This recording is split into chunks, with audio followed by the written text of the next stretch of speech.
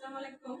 আজকে আমরা জানবো সপ্তম শ্রেণীর তথ্য ও উপাত্ত চ্যাপ্টার থেকে কি ধরনের সৃজনশীল প্রশ্নগুলো হয়।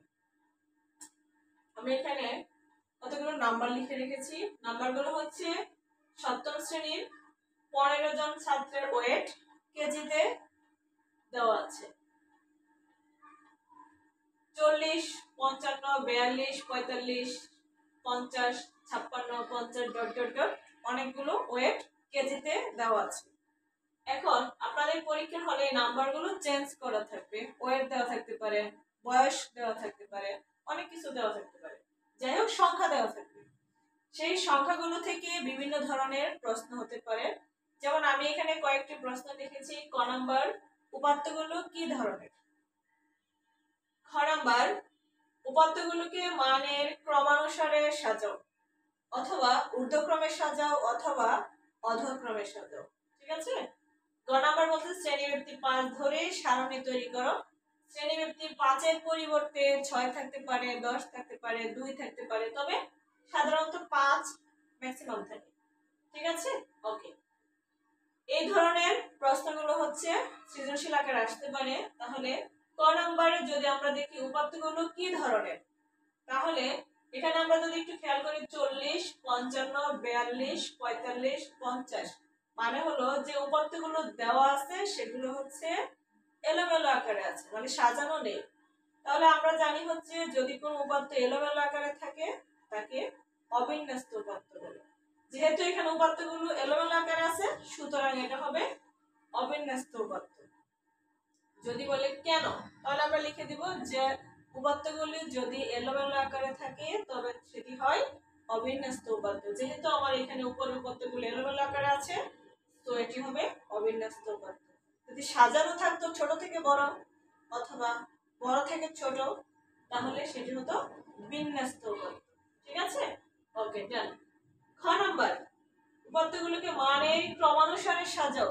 ক্রমানুসারে সাজাও যদি বলে তাহলে আমরা সাধারণত ছোট থেকে বড় এই ফরম্যাটে সাজাই। ঊর্ধ্বক্রমে সাজাও, ঊর্ধ্বক্রমে মানে হচ্ছে ছোট থেকে বড় এই ফরম্যাটে সাজাইতে হবে। যদি বলে অধক্রমে সাজাও তখন হবে বড় থেকে ছোট। তাহলে খ নম্বর প্রশ্নের উত্তর হচ্ছে মানে ক্রমানুসারে সাজাও বা ঊর্ধ্বক্রমে সাজাও যদি বলে তাহলে আমরা ছোট থেকে বড় এই ফরম্যাটে সাজিয়ে দিব, তাহলে সেটি হবে ঊর্ধ্বক্রমে সাজানো। যদি বলে অধক্রমে সাজাও তাহলে আমরা বড় থেকে ছোট লিখবো। অধক্রমে বললে আগে 60 লিখবো, তারপর 58, তারপর 56, 55, 50 এইভাবে আসতে থাকবে। ঠিক আছে। অধক্রমে সাজাও যদি বলে তাহলে আমরা বড় থেকে ছোট আকারে সাজাবো।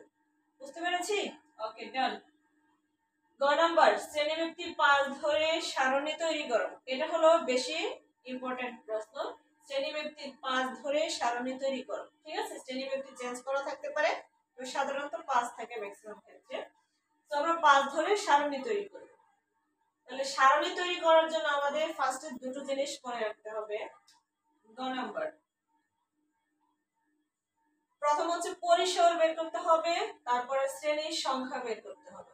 তাহলে আমরা পরিসর কিভাবে বের করব? সারণী তৈরি করার জন্য আগে হচ্ছে পরিসর নির্ণয় করব। পরিসর, পরিসর সমান হচ্ছে সর্বোচ্চ মান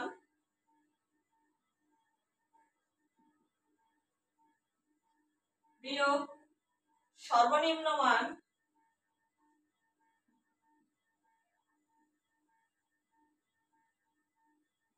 তার সাথে যোগ করব 1। তাহলে এটা হলো পরিসর বের করার সিস্টেম।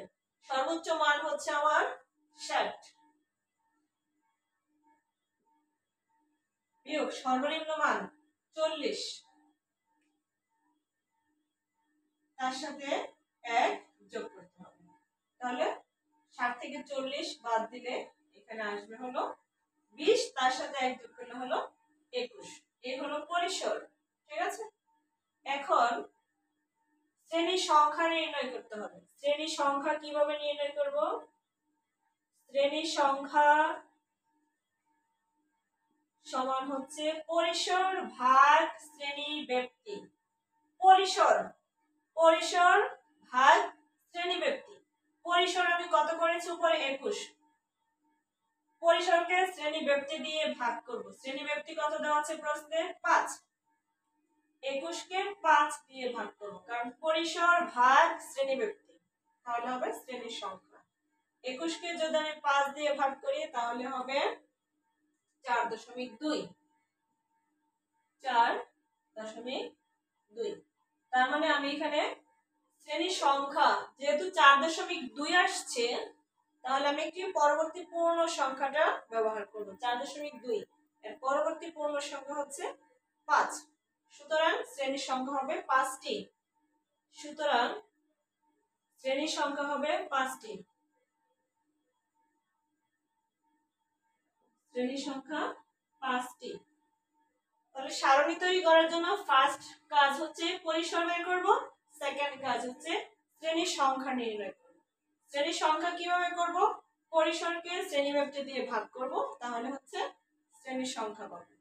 শ্রেণীর সংখ্যা কয়টি পেয়েছি? 5টি। আমি উপর থেকে একটু মুছে দিই।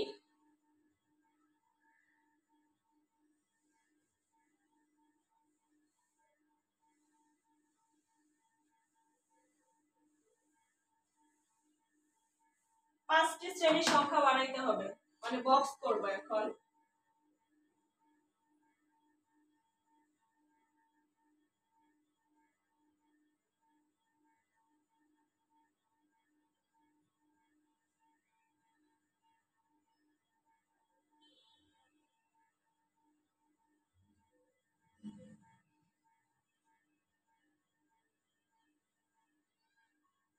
পাঁচটি বক্স করেছে, 1 2 3 4 5। নাম লেখার জন্য আরেকটা লাগবে, টোটাল হবে 6টি।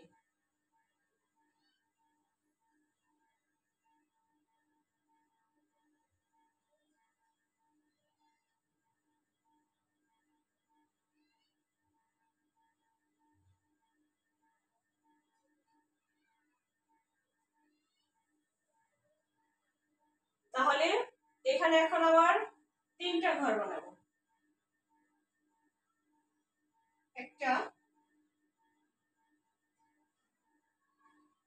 দুইটা, তিনটা। তাহলে কলাম হবে 3টা। ফার্স্টে লিখবো হচ্ছে শ্রেণী ব্যক্তি, শ্রেণী ব্যক্তি। সেকেন্ডে লিখবো ট্যালি চিহ্ন,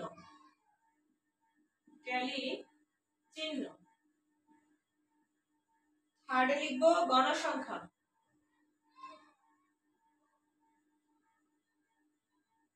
গণসংখ্যা। তাহলে শ্রেণী ব্যক্তি, শ্রেণী ব্যক্তি করার জন্য সর্বনিম্ন সংখ্যা থেকে শুরু করতে হবে। সর্বনিম্ন সংখ্যাটি ছিল আমাদের 40।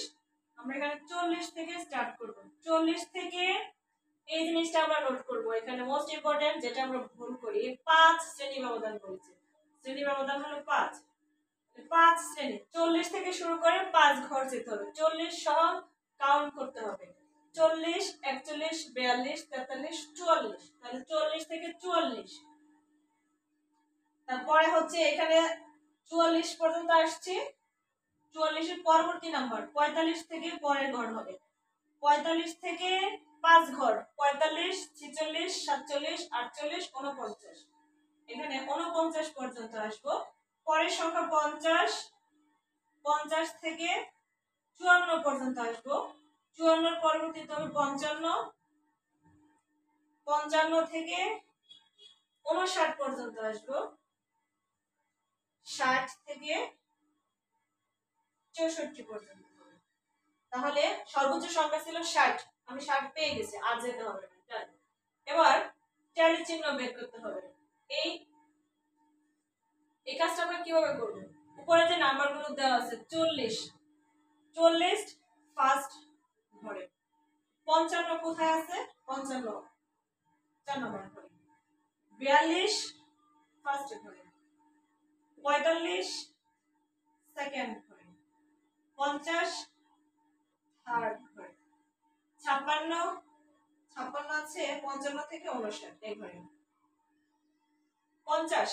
50 আছে এখানে। 45 সেকেন্ড ঘরে। 42 ফার্স্ট ঘরে। 40 ফার্স্ট ঘরে। 43 43 ফার্স্ট করে অলরেডি আমার 4টা দাগ পড়ে গেছে। 55 নাম্বারটা যখন দিব আর এইভাবে দিব। 47 আছে সেকেন্ড ঘরে, তারপরে 44 আছে ফার্স্ট ঘরে, 60 আছে লাস্ট ঘরে, 58 আছে চতুর্থ ঘরে। ঠিক আছে, ট্যালি চিহ্ন হয়ে গেল। এবার গড় সংখ্যা, ট্যালি চিহ্নের যতগুলো দাগ আছে তাদের সংখ্যা লিখতে হবে। এখানে আছে 5 আর এখানে 6, এখানে আছে 3, এখানে আছে 2, এখানে আছে 3, এখানে আছে 1। তাহলে সপ্তম শ্রেণীর 15 জন ছাত্রের ওয়েটকে আমরা নিয়েছিলাম। এখন কাউন্ট করে দেখব গড়ের সংখ্যায় 15 আসছে কিনা, মোট বের করতে হবে।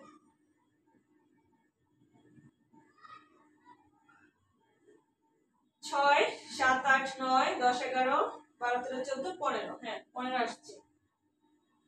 তাহলে মোট হচ্ছে 15, যেটা আমরা 15 জন ছাত্রের ওয়েট নিয়েছিলাম। ঠিক আছে, যদি এখানে ভুলভাল আসে তার মানে ম্যাথ ভুল, তখন আমরা কেটে দিয়ে শূন্য দিব।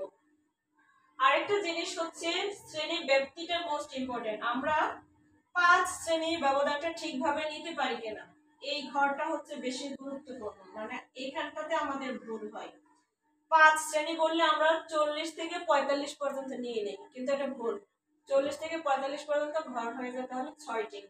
এই জিনিসটা মাথায় রাখতে হবে। ঠিক আছে, এবার এখান থেকে চাইলে কোশ্চেন আরো ঘুরাইতে পারে। যেমন আপনাকে যদি বলে 50 থেকে 54 শ্রেণীর গণসংখ্যা কত, তাহলে 50 থেকে 54 শ্রেণীর গণসংখ্যা খুঁজে দেখব কত আছে, 2। যদি বলে 45 থেকে 49 শ্রেণীর গণসংখ্যা কত, 3। ঠিক আছে, তাহলে যেভাবে প্রশ্ন আসুক না কেন এর বাইরে সাধারণত প্রশ্ন হয় না। উপাত্তগুলো কি ধরনের, ফার্স্টে হচ্ছে সেই প্রশ্ন যদি হয়, যদি এলোমেলো থাকে অবিন্যস্ত, যদি সাজানো থাকে তাহলে হবে বিন্যস্ত। ক্রমানুসারে সাজাও, ছোট থেকে বড় সাজাবো। ঊর্ধ্বক্রমে সাজাও, একই কথা, ছোট থেকে বড় সাজাবো। অধক্রমে সাজাও যদি বলে বড় থেকে ছোট সাজাবো। শ্রেণীর একটি পাঠ ধরে সারণী তৈরি করো। সারণী কিভাবে তৈরি করতে হবে সেটা আমি করে দিয়েছি। ফার্স্ট হলো পরিসর বের করব, সেকেন্ড হলো শ্রেণীর সংখ্যা বের করব, থার্ড হচ্ছে এই বক্সটা ঠিকভাবে করতে হবে। ঠিক আছে, ওকে, ধন্যবাদ।